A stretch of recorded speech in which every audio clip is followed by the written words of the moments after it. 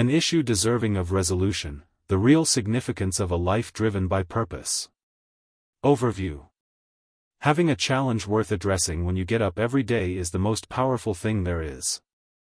Not a trivial annoyance or a transient diversion, but a genuine, significant problem that demands your best effort. It provides motivation to relocate. An excuse to fight. An excuse to keep going. Because a worthy concern serves as an anchor when life becomes difficult, as it will. It turns into your fuel and compass.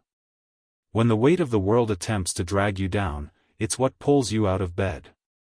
It's what gives pain purpose in addition to making it bearable. It is a pity that so many people live their lives seeking ease, comfort, and diversion when they actually need challenge. The sort of obstacle that shapes personality, fortifies determination, and increases concentration. Chapter 1: Responsibility's Power. Taking on responsibility is a gift, not a chore. It is the factor that turns someone from a passive observer into an active agent in their own life. A person who carries weight, who is aware of the importance of their actions and that others rely on them, is far more grounded than someone who lives their life avoiding commitment. You are bound by responsibility to something bigger than yourself. It might be your purpose, your family, or your neighborhood. And your life will become more centered and meaningful the more of it you take on. It provides context for your misery. It provides purpose to your work. You start to feel that your work matters when you're carrying something valuable, when you're holding up a piece of the world. It's not simple. That's the purpose, though. Remorse is the result of taking the easy route rather than pride or strength. Chapter 2: Freedom is Discipline. Discipline is perceived as a limitation. They believe it's about refusing. However, embracing the life you truly desire is the essence of great discipline. You are a slave to your impulses if you lack discipline. To being lazy. To be afraid. You float around, responding to everything that comes your way. But you take charge when you're disciplined. You generate momentum. You develop behaviors that benefit you not just now but also tomorrow and each day that follows. Choosing the more difficult right over the simpler wrong is discipline. It involves foregoing the fleeting joys of the now in favor of the profound fulfillment that comes with sustained accomplishment. It's getting up early, even if you're exhausted. Even when no one is looking, it is still working. It involves teaching your mind to follow your principles rather than your emotions. The trick is that you have more freedom the more disciplined you are. Because expertise is built via discipline. It boosts self-esteem. It increases power. Chapter 3: Try to be better than yesterday because comparison is a thief. Comparison is a trap in the social media age.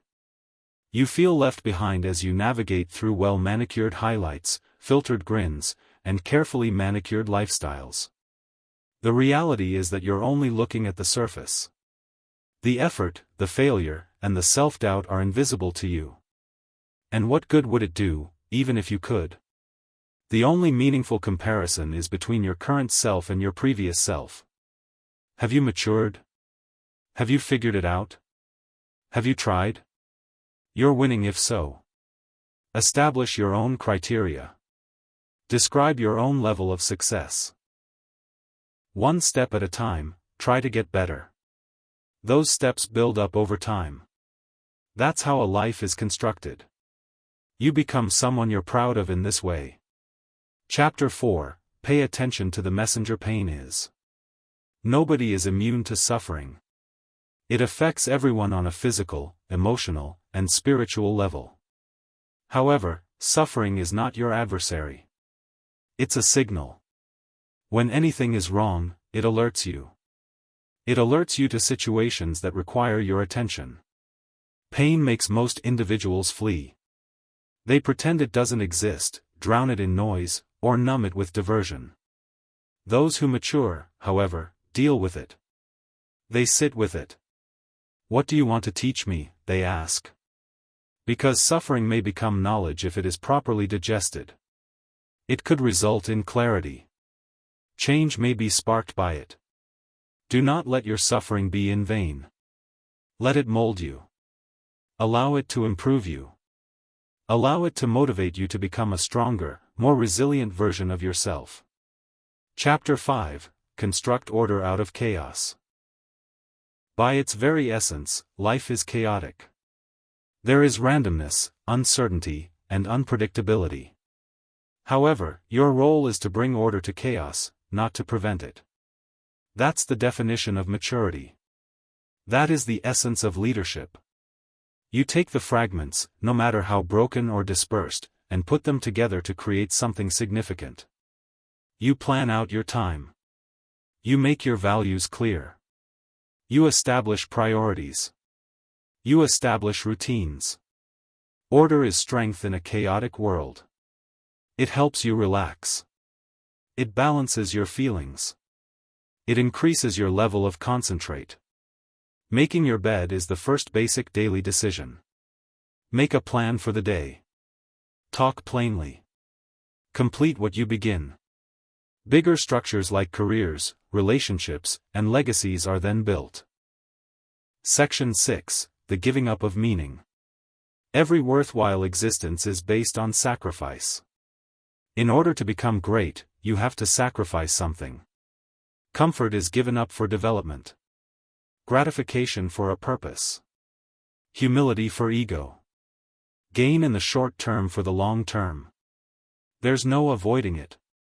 Intimacy and selfishness are prerequisites for developing meaningful partnerships. It is impossible to have a muscular physique without giving up luxury and indolence. It is impossible to leave a legacy without sacrificing time and distractions. But here's the thing, the sacrifice fills you up, not leaves you feeling empty. You feel proud of it. With power.